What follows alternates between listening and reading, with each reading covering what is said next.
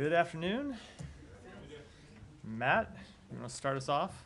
Sure. I don't want to interrupt the email you're typing, so we can pause for a second. Somebody else needs to take a phone call anyway, so. Should we just? Should I exit and come back in 5 minutes? Just wait. Just really briefly, although I suspect there'll be other questions about this, but for me, just going back to the conversation that we had yesterday, or the Q&A session from yesterday on the letter to the Israelis.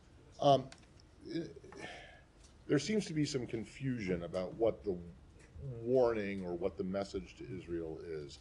And a lot of people have taken the view or have interpreted it as you are threatening a quote-unquote arms embargo on Israel. Now, maybe I'm mistaken, but my impression was that's not what is being threatened here or being discussed. So our commitment to Israel's security and to the defense of Israel is ironclad. That will not change.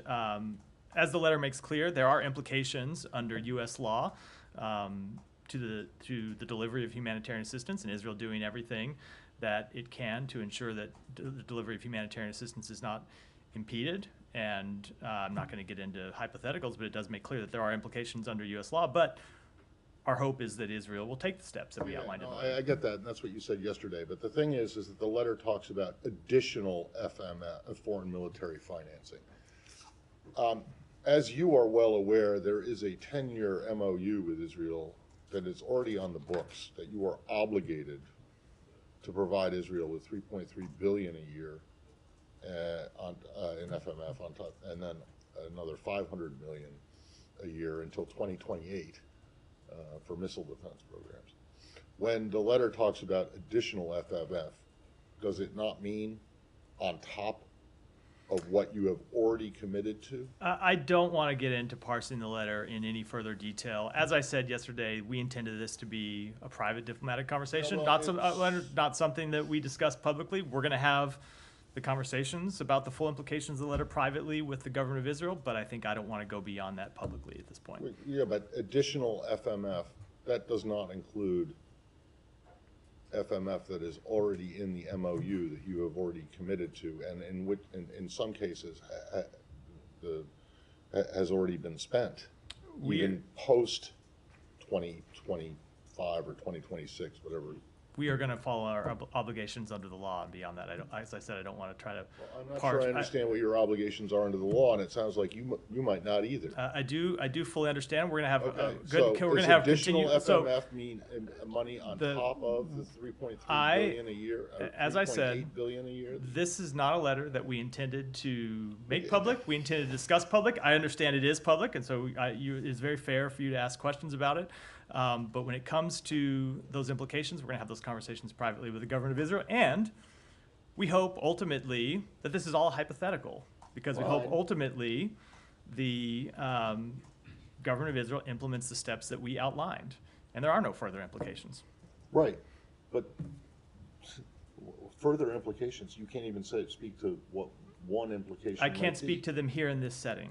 And okay, so if we drag you outside and off camera, you'll be able to speak if to you the if you join the government of Israel, I'm happy to have a conversation with you about the intent of that letter and what we fully mean by it. But I don't think that's obviously that's not a step that's going to happen. No, I'm being serious, Matt. Here, I get it, but I'm being serious too, because there are people up on the Hill who are outraged and like demanding that this be rescinded, or demanding that you show proof of any potential violation of international humanitarian law or any hindrance of U.S. assistance getting in, and calling this a threat of an arms embargo. And if that's not correct, they should be disabused of that notion, because regardless of what you say about the timing of the letter, we're in the run up to an election. So I think people should know what it is that's at stake here. Is it additional, like on top of what's already in the MOU, which runs until 2028, or does it include stuff that's in the MOU. So first of all, people on the Hill say all kinds of things, not all of which we But respond this to. has become a Look, political thing. it has become a political thing, but that's always the case with this type of matter. I'm not going to get it. What I will say is, look, we do have an obligation under the law to ensure that Israel has a qualitative military edge. We have an obligation under the law to continue to comply with the obligations of the MOU. We also have an obligation under the law to ensure that Israel complies with all elements of U.S. law when it comes So to are the you use saying of that you have not yet of figured out security how you- assistance that we provide. You're saying then that you have not yet figured out how you might reconcile the two obligations, the qualitative military edge and the MOU, I'm saying with the We are- the additional FMF. We are not at a point today where we have to make that judgment, and we hope that we never get to that point. Right. Okay. Hold on. I want to go just to Lebanon for a second, because there was this footage that appeared, I guess, overnight, of Israel blowing up an entire village in southern Lebanon. What do you make of that? So I've seen the footage.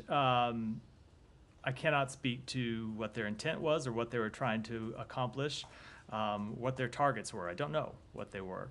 Obviously, we do not want to see entire villages destroyed. We don't want to see civilian homes destroyed. We don't want to see civilian buildings destroyed. We understand that Hezbollah does operate at times from underneath civilian homes, inside civilian homes. We've seen footage that has emerged over the course of the past 2 weeks of rockets and other military weapons held in civilian homes. So Israel does have a right to go after those legitimate targets, but they need to do so in a way that protects civilian infrastructure, protects civilians. All right, I'm not sure I understand. I cannot speak to what their intent was or what they were trying to accomplish. Isn't it pretty clear that what their intent was and whether they had a specific target in mind or not? Blowing up an entire village, that seems to be pretty revelatory. I don't know what was in those buildings. I don't know what was potentially underneath those buildings. That's when I say I can't speak to what they were trying to accomplish. Well, have you asked? We have been in contact with them about this this very incident. I don't have a report back. I don't have a report back to share today, but we have been in contact with them about this incident. Well, okay, maybe not a report, but what did they say? Did they say, yeah, we're looking into it, or did they say, no, we did it and we're? I don't have a readout of those conversations yet. All right, thank you. Just on the letter, have you seen any improvement in aid flow to Gaza since it was sent on Sunday? We have seen some improvement in the last few days. So a few things that we have seen the government of Israel do. Number one, we've seen them reopen the route from Jordan, whereby the Jordan military delivers humanitarian assistance directly to the north of Gaza. 50 trucks with food, water, and other humanitarian goods went in over that route yesterday. We have seen them reopen the Erez crossing in the north. We have seen them open a new access route from southern Gaza to northern Gaza to make sure aid that is coming in through Kerem Shalom can make it to the north. We've seen them open a new route for delivery inside southern Gaza. So again, aid that comes through Kerem Shalom that then gets delivered through southern Gaza. We have seen them take steps to approve new warehouses and other staging facilities for the United Nations and other humanitarian organizations to ease some of the logistical burdens that they have faced in storing and then delivering assistance inside Gaza. And it's our understanding that they informed the United Nations and other humanitarian organizations in the past 24 hours or so that they are going to waive the customs declarations that they were requiring individuals to sign to bring goods in. They're going to waive them for 12 months, which is an important step that the humanitarian organizations have called on to be taken and something that was included in the Secretary's letter. So we have seen them taking initial steps over the past several days, but of course the proof will be in the pudding ultimately, and we want to see them take additional steps, and we want to see ultimately the results change, and the results will be more trucks coming in, more food getting in, more water getting in, and civilians having the basic needs that they require to go about their daily lives. Okay, thanks. And then just on this strike on Nabatea that killed 16 people, including the mayor, the caretaker prime minister said Israel intentionally targeted a meeting of the municipal council, to discuss the city's service and relief situation to aid people displaced by the Israeli campaign. What's the administration's understanding on that, and do you find it acceptable to strike such a meeting coordinating aid? So I can't speak to this strike. I don't know what it is that they were targeting. I would direct you to them to speak to it. Would you find it acceptable to strike a meeting that was coordinating So if they aid? were targeting civilians, obviously that would not be acceptable. I don't know that that's what they're doing, which is why I can't comment on this strike, because I don't know what their intent was, what they were trying to accomplish, and ultimately what they did accomplish. But obviously, if it was a meeting of civilians to coordinate aid and they were intentionally targeting that, of course that would be unacceptable. But that is the type of thing we'd want to see verified.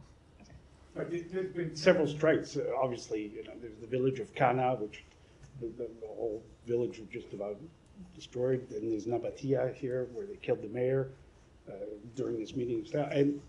And so I have a hard time understanding why you can't comment. I mean, you told them yesterday, well, yesterday was specifically on Beirut. When, by the way, today they bombed a place in southern Beirut. So, I mean, sometimes you say you can comment, other times you don't want to comment. I mean, where are you here? So I can comment on an overall policy, and I can comment on a specific strike when we have verifiable information about what it is that happened, what they were trying to accomplish, whether they made a mistake or not, whether they accomplished their objective, whether their objective was a legitimate one. And obviously that varies from strike to strike. There are times, for example, with the World Central Kitchen strike, where we know obviously that they were striking civilian humanitarian workers, and it's very clear that something went terribly wrong. There are other instances where they strike a site where there are terrorists who are embedded there and there's civilian harm, and you have to ask questions about how that happened, whether they knew what they were doing. And then there are other strikes where the picture can be very mixed. So that's why it's always difficult to comment on individual strikes when you are in the fog of war and don't have always complete information. I can tell you as a general principle, of course we want to see civilians protected, and we want to see Israel do everything within its power to minimize civilian harm. That applies to Gaza. It applies to the war against Hezbollah as well. But it's specifically on the strike this morning today in southern Beirut. Yesterday you said, you're opposed to bombing, general bombing or massive bombing or what have you in Beirut. Today they struck the target in southern Beirut. So they Are you okay with that? Or? So they do have the right to target members of Hezbollah. They have the right to target terrorists who are committed to the destruction of Israel, who are committed to death, to murdering civilians. What I made clear yesterday, what you have heard us say, is that we are opposed to the bombing campaign in the way that we saw it proceeding over the past few weeks. We're opposed to the near daily strikes, and sometimes daily strikes, and sometimes multiple strikes a day in densely populated areas in Beirut. That's what we saw for a course of 10 days to 2 weeks, and we made clear to the government of Israel that we were opposed to that intense daily bombardment of Beirut, and we saw it dialed back significantly. It's not to say that there can't be some strikes that are legitimate, but the type of bombing that we saw happening day in, day out in Beirut, that was causing civilian harm, that was causing mass civilian displacement, that was destabilizing to populations inside Lebanon, is something we were clearly opposed to, and we made clear to them. Yeah, but you made that clear several days after it got reduced. You didn't say it when it was happening. You weren't saying that. We did make it clear to them privately while it was happening, and we saw a change in behavior after we made it clear. There is some.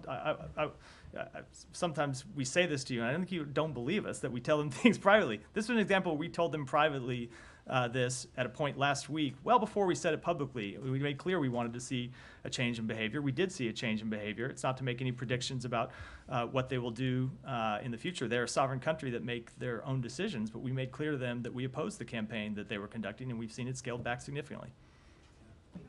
Yeah. I'll come to you next, Eva. Connected to the aid letter, we were told by UNRWA at CBS, we were told that we're on track to another man-made disaster in Gaza. Go figure. UNRWA assesses that food deliveries have been continuously declining since May. The Biden administration's NSM report came out at the end of May. UNRWA assesses that 1 million people didn't get food in August, and now the figure is around 1.4 million not getting food. Is this a timeline that the State Department is also tracking in terms of food aid declining and not reaching that number of people since May? I can't speak to their numbers. I haven't seen that report. And those are their numbers, not ours. But we have seen the situation get incredibly serious and incredibly dire. And that's why we have been engaging with them to make clear that there needed to be a change in behavior, there needed to be a turnaround. And when we didn't see sufficient results, it's why the two secretaries sent this letter that they sent on Sunday. Now, over the past few days, as I said, we've seen some initial positive steps. We need to see much more done on the ground to make sure that people get the food, water, medicine, and other goods that they need to get. These initial steps have been important. They are not at all sufficient in any way to address the very serious humanitarian needs on the ground inside Gaza. So I'm asking in the sense that if you had been tracking that, is it possible that at some point the department could have, and the administration could have reopened the assessment of whether Israel is restricting aid getting in or not? And I know you talk about like it being a problem with Hamas taking the aid inside the Strip, and that's also affecting people getting it. But was there at any point did at any point the administration look at reopening that assessment early? I know you have to do it again in May, but no, it's not a question of reopening the assessment or not. We have to make a report again to Congress in May. Our assessment has been ongoing, and that's what we made clear when we released the report. Is that the report that you have to release the report at a snapshot in time that is mandated by National Security Memo 20. And the judgment that we made in that report was a judgment about where things stood when we released the report.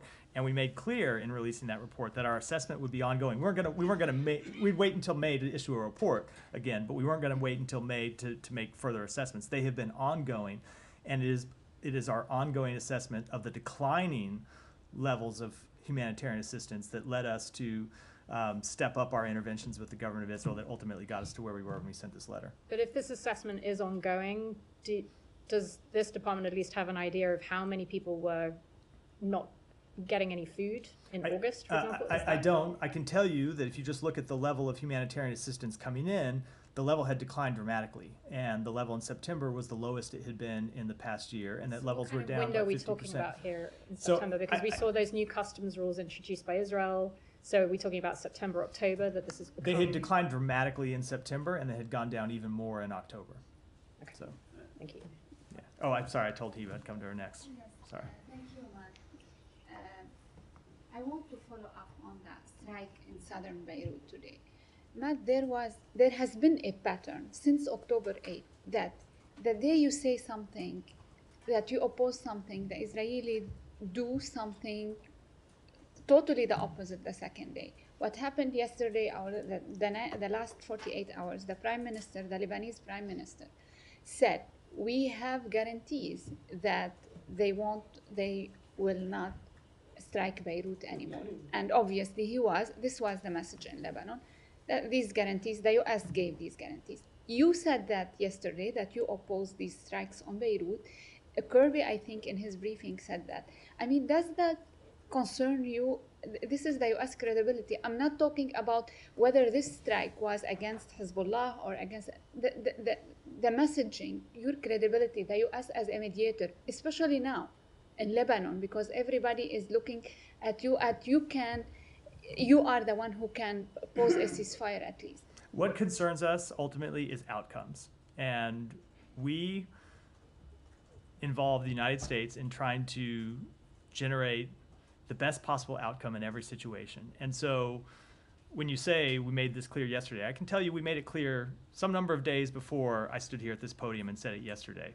And it wasn't me saying at this podium that ultimately led to the intensity of the strikes in Beirut going down. It was our direct, quiet intervention with the government of Israel that I believe led to the intensity of that campaign being dialed back.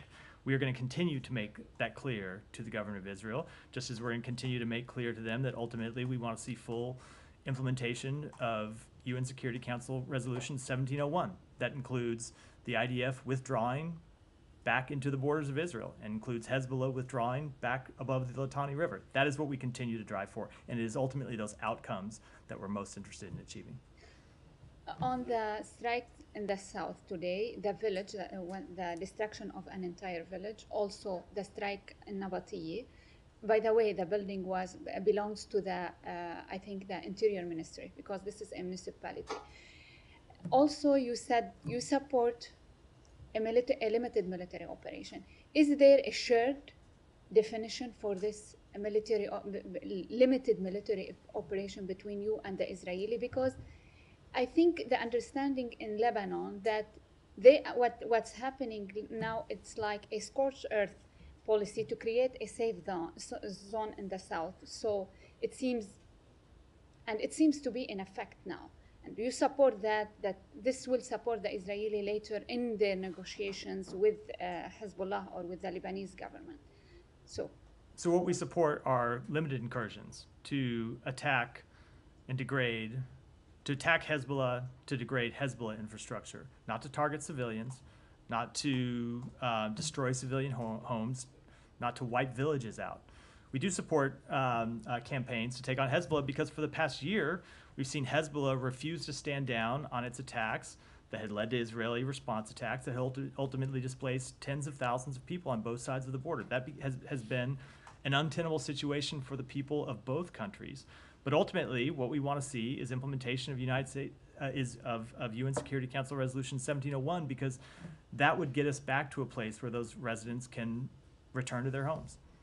Is there any political engagement, any U.S. official visiting Beirut next week? Do you have anything? I don't have any announcements to make about travel next week.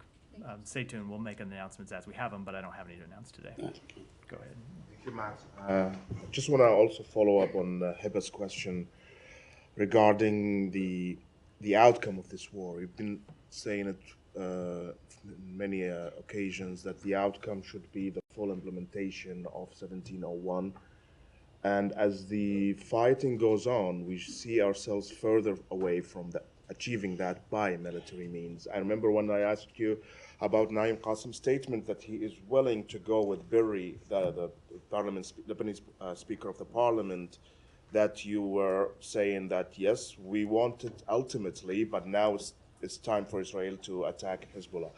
Hezbollah is still fighting, still firing missiles, things threatening to go beyond control in southern Lebanon. We've seen yesterday the Israeli military just, I don't know what the word to describe that, but a whole village went into nothing in southern Lebanon. Do you feel that maybe this approach of you, allowing Israel this window, is actually dragging you more and more into something that you don't really want? So, first of all, as you've heard me say before, and I'm going to repeat it again because I think it's always an important reminder, Israel is a sovereign country that makes its own decisions. And we impress upon them what we believe the best outcome is for their security interests, for the security interests of neighboring countries, for the security interests of the broader region. But these are decisions that Israel ultimately makes, and we will intervene with them to make clear what we think is the outcome that they ought to pursue. When it comes to what happens next, obviously, we want to see a change in the political situation in Lebanon because we want to see them elect a president. We've made that clear. But the part of the question that I'm having a little bit of trouble with is it removes any agency from Lebanese political actors and the Lebanese political system and puts it all in the United States. It is ultimately up to the people in Lebanon, the Lebanese government, to break through the dysfunction that has plagued it and elect a new president, something that we have made clear, something the international community has made clear that they want to see for some time. It is up to the Lebanese people to break the stranglehold that Lebanon has had, that Hezbollah has had on the Lebanese government. We can do our part, other countries can do our part, but the countries in the region play a role in this too. The Lebanese people play a role in this too. So what we want to see happen is Hezbollah degraded, Hezbollah pull back, Hezbollah finally meet the obligations that they committed to in 2006 and have never fulfilled. It's important to remind people of that because it is an important part of the story of how we got here today, and we're going to continue to work to try to achieve that outcome. But Matt, yeah, Israel is a sovereign state, of course, and can take its own position, but you are providing them with weapons. And you did before put restrictions on countries, Ukraine is an example, that you provide them with military aid in the middle of a war, and you put restrictions and limitation on how they use this military, especially targeting inside Russian territory. Why don't you apply the same here with Israel? Every conflict is different. We continue to engage with Israel about the need to protect civilians, to minimize civilian harm, and that will continue to be at the center of our policy. My last question is about a report that came out a couple of hours ago in the New York Times, or I saw it a couple of hours ago, maybe it was early. It's about Israeli military using captured Palestinians in Gaza as a human shield. And if I want to quote here what the report is saying, is that the practice is routine, commonplace, organized, conducted with considerable logistical support and the knowledge of superiors on the battlefield. The detainees were handled and often transported between squads by officers from Israeli intelligence agencies, which shows, I mean, we've been asking about this before, but it shows here it was more organized, it was more within the knowledge of higher command in Israel, and it's still going on. Do you have any comment? Yeah, I also saw that report, and I can tell you we found it incredibly disturbing. If the facts as presented in that report are true, they're completely unacceptable. There is no reason, there can be no justification ever for the use of civilians as human shields. It would be a violation not just of international humanitarian law, but of the IDF's own code of conduct. I know that the IDF has announced that they are investigating the claims in that report. That is entirely appropriate for them to do. But even more than investigate, if they do find violations, people need to be held accountable, and they need to take steps to ensure that these practices are not repeated. Yeah, Yeah, thank you, Matt. I have several questions too. First, did you get any sense from the Lebanese leaders that you are talking to that they are ready to move forward to elect a new president and to get rid of the Iranian and Hezbollah influence in Lebanon? I'm not going to speak on behalf of the officials inside the Lebanese government that we have engaged with. Obviously, as you know, the secretary spoke to the prime minister on Friday. He spoke to the speaker of the parliament on Friday. We've made clear that we believe it is in their interest and in the interest of stability in the region to elect a new president, but I'll let them speak for themselves. And second, on the buffer zone in the south, Israel, it looks like they're planning to establish a buffer zone 2 kilometers from the border inside Lebanon. Do you support such move? Now, I don't know what you mean by buffer zone. If it means Hezbollah pushing back to be on the Litani River, obviously that's something we support.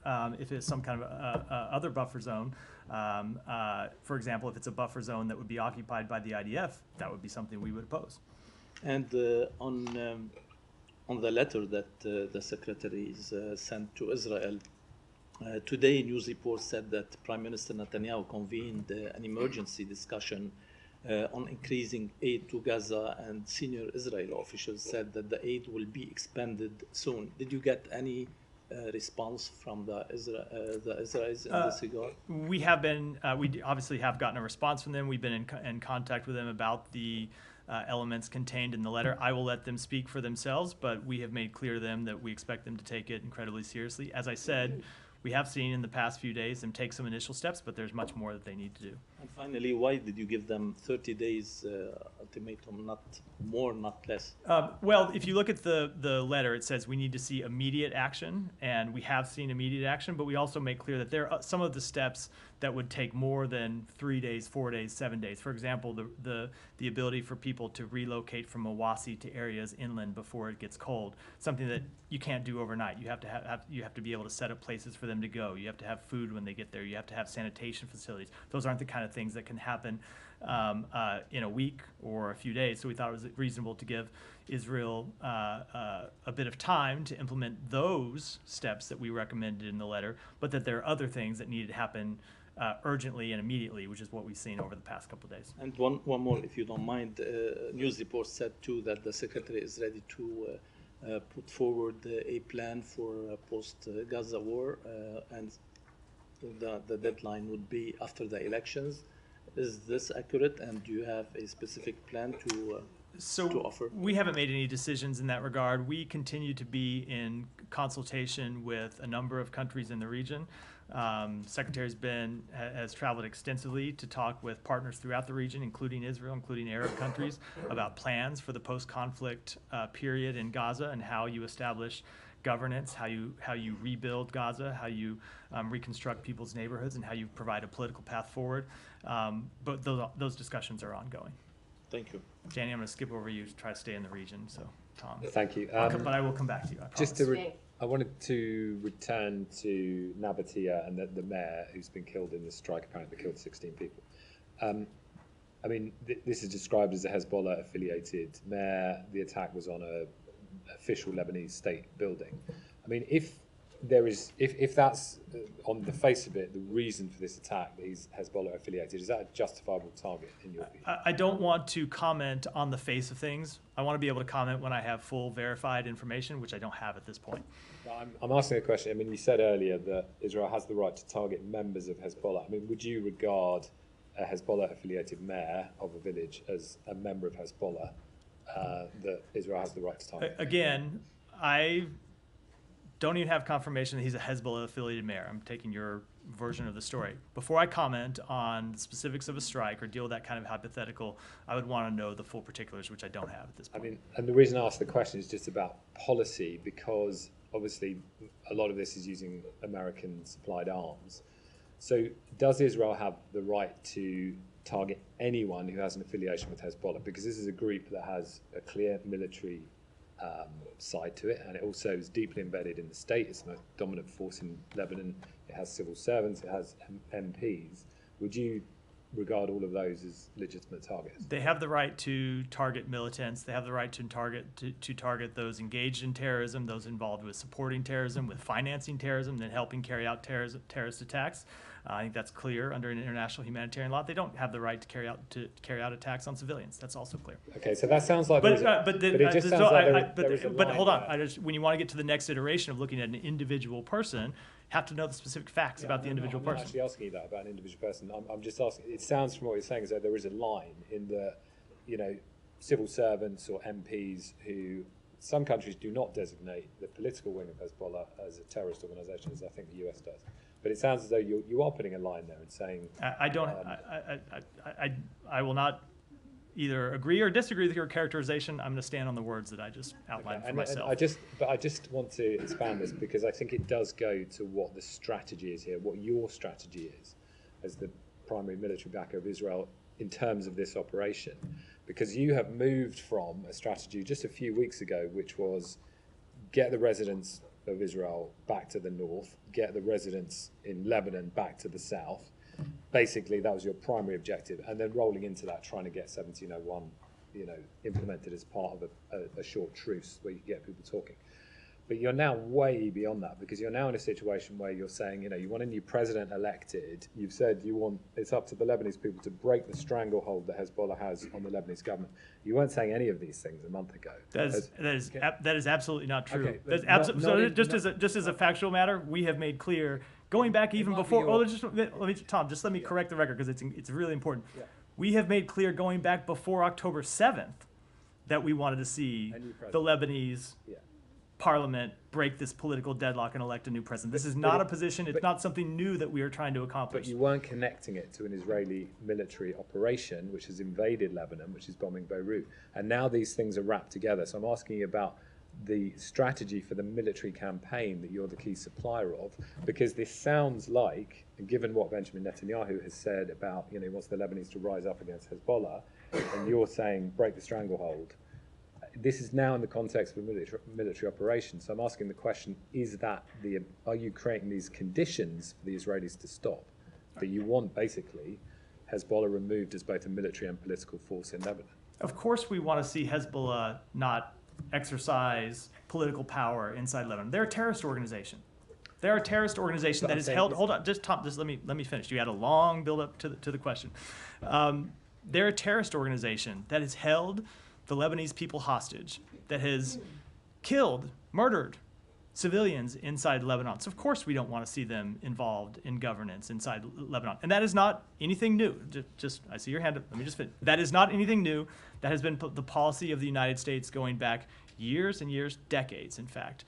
And it has also been the policy of the United States that we want to see them elect a new president going back for some time. Now, we do want to see people return to their homes. We ultimately want to see a diplomatic resolution, but it needs to be a diplomatic resolution that actually will produce that hand down for a second. I'll come to you. That will produce that outcome, because we saw for the year after October 7th these tit-for-tat attacks going back and forth across the blue line, and the result was tens of thousands of people being displaced for their homes. So we want to see at the end of this military campaign this diplomatic resolution that will get people home.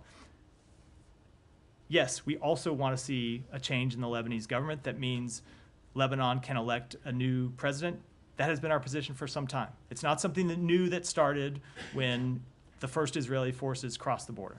But I'm just challenging that, because yes, you've always said that about, you know, Lebanon's been in this crisis where it hasn't had a president for 2 years, and obviously you don't want Hezbollah in Lebanon.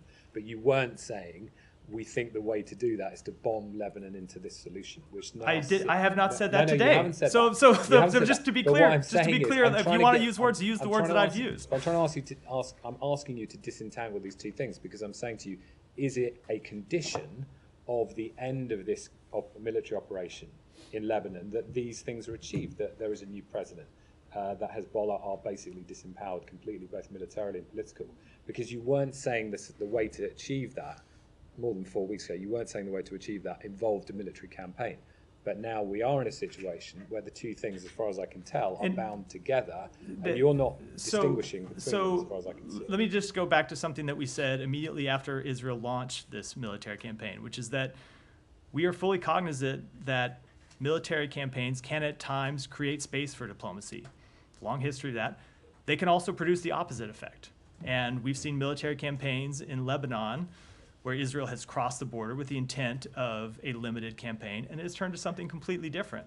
And we're aware of the possibility of that scenario as well. I'm not going to make any predictions about what will happen. I'm telling you what we're going to try to achieve. Ultimately, when you come to asking about the military objectives, that's a question for Israel, not for us. I can tell you what it is that we want to see happen, and that's what I've made clear. And just lastly, I know other people want to come in, but it's just the point is, you know, the president said right at the start of all this, don't repeat the mistakes we made after 9/11. You know, we saw what happened in Iraq with the attempt at regime change, and 10 years later you have ISIS. And so I ask this question because critics of what's happening now in Lebanon with the Israeli military campaign is happening will say, well, look, this is just another regime change attempt. And to try and do that through a campaign of bombing has been proven, especially in the Middle East, to be completely futile and counterproductive. So yeah, you seem to be, you know, you're behind this. You know, you're in with this now. We are not interested in regime change. We are interested in the people of Lebanon electing a president and breaking the deadlock that a terrorist organization. I don't know how I could be any more clear than that. That's what we've been interested in for years. It's what we continue to be interested in. It continues to be what we push for in our diplomatic engagements. Thank you, Matt. First on the aid, you said that we've seen improvement in the last couple of days. Do you have any, can you quantify that? I mean, what are the number of Yeah, trucks as I that said when I was outlining it, 50 trucks came in from Jordan yesterday. There were another, I think it was 20 or 30 trucks that came in on Monday into Erez. So we've seen some initial truck deliveries. And we've seen the opening of these other routes that should allow aid to move around Gaza more easily, and especially move from the south to the north. But the proof is going to be in the pudding. We're going to have to watch and see that all of this isn't just sustained, but that it continues to increase. So the level that you want to see over the next 30 days and so on is what, like 300, 350? It's outlined in the letter. 350, okay, Yeah. all right. That's good. Second, on the issue that Matt raised on the memo, you know, providing Israel with 3.8, I guess, $3.8 billion a year and so on. That was done during the Obama administration. But let me ask you in principle, if a country that you provide aid to breaks the law, regardless of what kind of agreement you sign with them, can't you break away from that agreement and say that they have basically, you know, grossly and fundamentally broken the law or the terms of the agreement? Yeah, we have obligations under our own laws to ensure that countries that are the recipients of U.S. military assistance don't block the delivery of humanitarian assistance, don't impede the delivery of humanitarian assistance, and we take steps to ensure that we enforce that law. We have obligations under U.S. law to ensure that our weapons are used in compliance with our national humanitarian law. So in principle, you can declare that agreement to be null and void if it does not fit into your Said, I'm not going to get too far into parsing the law from here, as I'm not a lawyer, but yes, we have the ability to enforce U.S. law, of course. Okay, good. Go ahead. What? You really think that you have the ability to declare the null and void, the MOU that was I signed? did not say null and void. We have the ability No, to. that's what he said, and you said, I said I'm I'm not- not going to get into it. So, I don't think you do. I'm not, I think you're hold walking on. I'm not a going to get real into. fine line here, if that's what you think. I'm not going to get into parsing all the provisions of law, including the provisions of law that provide us, that require us to provide military assistance, and the provisions of law that require us to ensure that that people comply with the Foreign Assistance Well, Act you need to rule it in or rule it out. requirements. Because if you, No, so it could be this goes back. somewhere in the This middle goes then. back to the conversation that you and I had at the beginning of this, which Yeah, I know. I which know, I, but you which just- I know, you just- no, But no. you just left the door open to you saying that you could declare, that the administration could declare the MOU that was signed, that took effect in 2019, so I very and much is valid until I 2028, could be declared very, null and void. I very much did I not. don't, So you okay. should never. I don't think that's correct, but that's what you and implied. That is not at all what I implied or said. Okay, thank you. Let me just continue. Also, in the issue that Ahmed raised on the human shield and so on. I know you've always accused the Palestinian groups or even Hezbollah of using civilians as a human shield, but you declare them as terrorists. Would you declare the Israeli army as a terrorist organization? No, the Israeli army is not a terrorist organization. Okay, Saeed. they're not It's a ridiculous. terrorist organization, but they continue. Let me finish on this. And so we see this happen time and again. This is a practice that's been conducted by the Israelis in the West Bank for a very, very long time. So how would you reach a conclusion in the end? Because Israel could investigate itself. It has done that time and time again, but we never really see the results. They never are held accountable to anything when they say, yeah, we have done this, and this is wrong. So what would be the consequences? So we want to see them fully investigate, and if appropriate, hold people accountable. If there are people who have committed violations of the IDF Code of Conduct, they need to be held accountable under Israel's military justice system. If there are people that have violated international humanitarian law, they need to be held accountable. If we see violations of the laws of war, of international humanitarian law, we have procedures that we look at as well. And one thing on Aisha Noor, the American that was killed, more than a month ago, the activist American. Her family are demanding justice. Have you heard from the Israelis on this issue? How long will it take? We have been in contact with them, including in the recent days, about the status of this investigation. My understanding is that it is ongoing, and we have made clear to them, including recently, that we want to see it completed as soon as possible. All right, I'm going to try to go to somebody else. Hold on, I'll go to Kylie, and then we're 45 minutes in. I haven't gotten to anything else, and so Kylie, go ahead. Then I'm going to try to go to some other questions. Reiterate the questions that have been asked. So, when it comes to the changes you want to see in the Lebanese government, presidential elections, do you think that Lebanon is any closer to actually carrying out those elections today than they were a few weeks ago before the U.S. was really pushing hard on this? I don't have an assessment to offer from here. That's something that members of the Lebanese political system need to speak to. Okay, and then one other question. There's a report that the secretary is considering laying out the day after plan for Gaza after the presidential elections in November. Is that accurate? Is he planning to roll that out after the elections? So I did speak to this in response to someone else's question. I don't have any announcements to make about a plan. It's something that we continue to discuss with a number of countries in the region, our Arab partners, our Israeli partners as well, about what the specific contours of a plan would look like. As you know, this is something that we've been working on going back months, but as to when we would have something to present with our counterparts in the region, I don't have a timeline. Are there any conditions on the ground that would need to be in place in order for such a plan to be presented?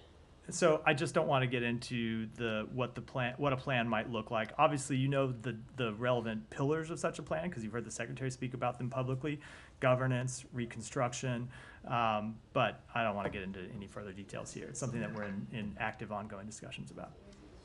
All right, Alex, I'm going to go. I'm going to just because I've only got 10 minutes left. I want to try to get some other questions before we break. You'll be back to Middle East again. Very quick. quickly, was the secretary part of the phone call today that took place between the president and President Zelensky? He was over at the White House earlier. I don't know if he joined the call or not. The President Zelensky today, as you know, spoke and he presented his victory plan. you last week commented on the plan. So you told us that we reviewed the plan, we saw some number of productive steps. Can you please help us, now that we know what you knew back then, can you please help us decode it a little bit? What do you support, what you don't support? No, I'm not going to get into the various details other than to say that we continue to engage with the government of Ukraine about that plan.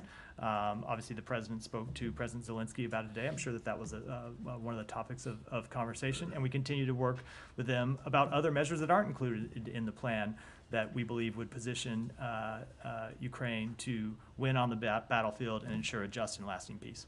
The concerns of France and Germany, they have been scaling down their military support to Ukraine. Do you share those? Every country has to make its own decisions based on their capabilities, based on their budgets, about what they can do. We have been gratified by the coalition of more than 50 countries we have put together to support Ukraine. We've seen a number of countries, not just inside Europe, but outside Europe, who have contributed to Ukraine's defense, and we're confident that that support will continue. And final one from Moldova. There'll be election this weekend. Their concerns that Russia might have been sabotaging the process. The disinformation campaign. Do you share those concerns, and what are you going to do about it? Of course we do. My colleague John Kirby at the White House laid out some new information yesterday. I don't have anything to add to that. Janie, go ahead. Thank you, Matt. Two questions on Russia and China and North Korea. The Russia and North Korea Mutual Military Cooperation Treaty has been submitted as a bill to the Russian House of Representatives for ratification. This will legalize military cooperation between the North Korea and Russia. It also seems to justify the dispatch of North Korean troops to Russia's war in Ukraine. What do you think about this? We continue to have great concerns about the growing security relationship between Russia and North Korea. And the second question, the defense ministers of Russia and China met in Beijing and reaffirmed the military cooperation between the two countries. What concerns do you have about substantial military cooperation between China and Russia? We've spoken that to before, and I don't have anything new to add to it today. Thank you so Go ahead. much. Yeah.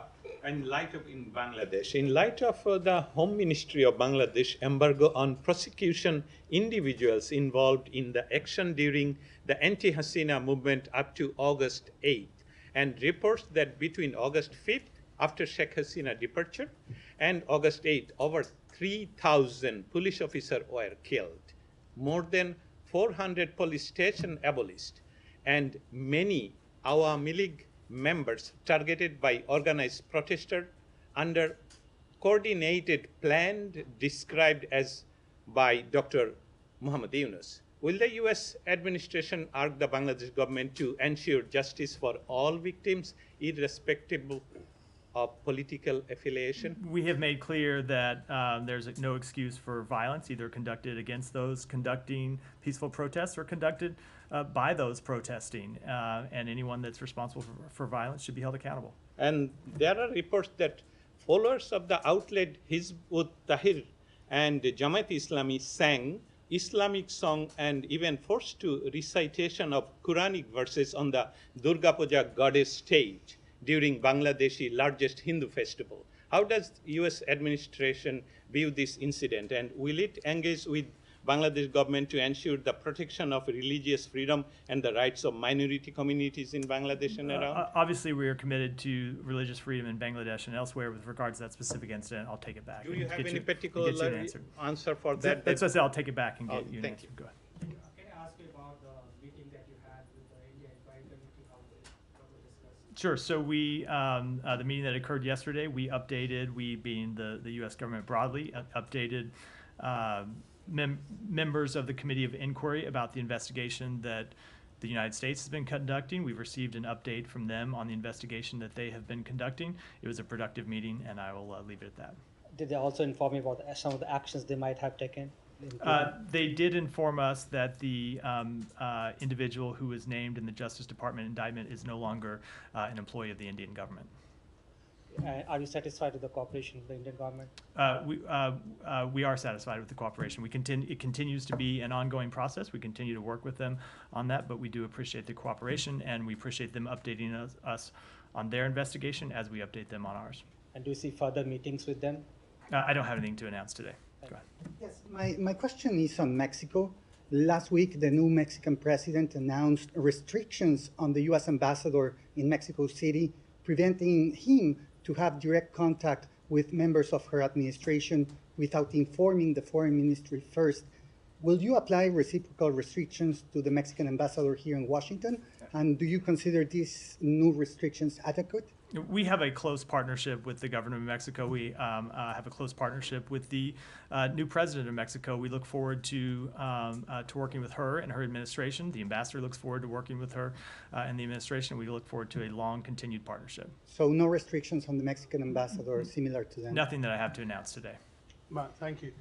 Yesterday you said that you should look at your record in Gaza. Since May there has been a decrease in the food aid that's gone in, despite America saying that they need the Israelis to do more. It's now estimated that 2.2 million people are either facing famine or food insecurity. Add to that the fact that from the podium yesterday, you described as horrendous the attack on a hospital by Israel, and the United States continues to send weapons to Israel. What are you proud about what the United States has done? If you look at our record, if you listen to my full presentation yesterday, you would have heard I said our interventions with the government of Israel started in the days immediately after October 7th to make sure that humanitarian assistance got in. And we saw them let the first trucks come in through Rafah. We then intervened with them to get Kerem Shalom open, to get Erez open, to get the route opened so humanitarian assistance from Jordan could come in.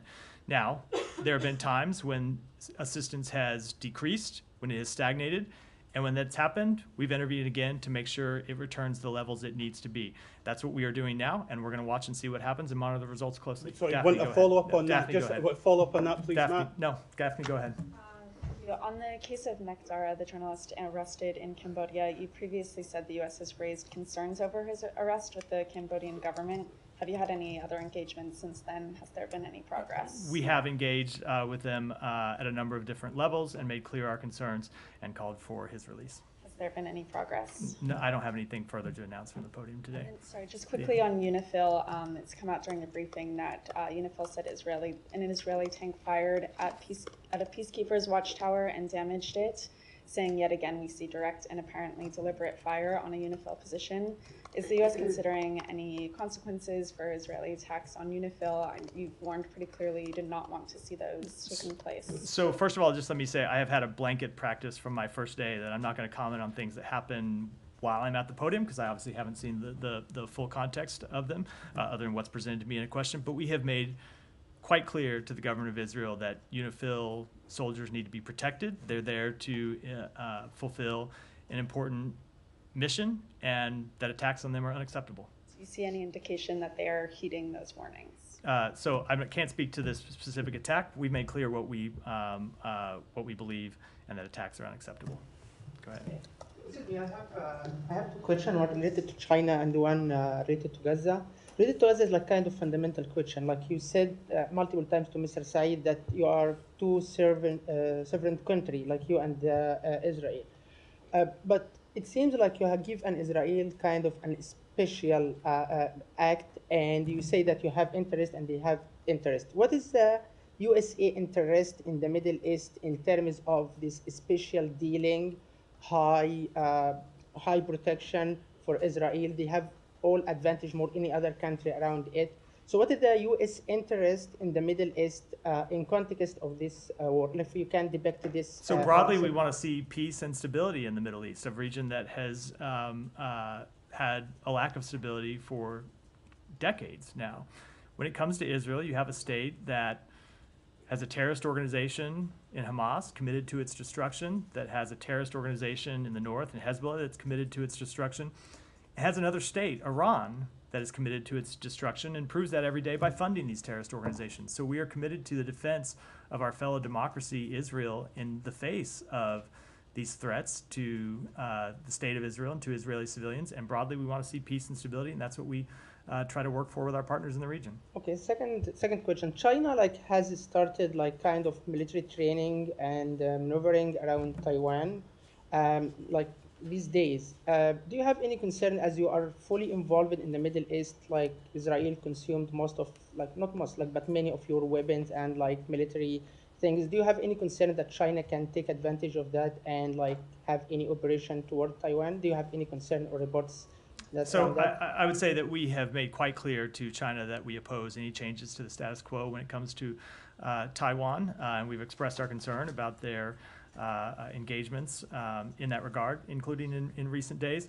But while I know questions about the Middle East tend to dominate the briefing room, I can tell you that all of us inside the administration are focused on all of the threats around the world to peace, stability, security. And you just have to look at the president's travels to Asia, where he's traveled to Asia 20 times, more than any of his predecessors, to show that we retain the ability to focus on the crisis in the Middle East, to defend Ukraine, and address threats to security and prosperity in Asia as well. So no and with concern that, that we'll wrap for today. Thanks, everyone.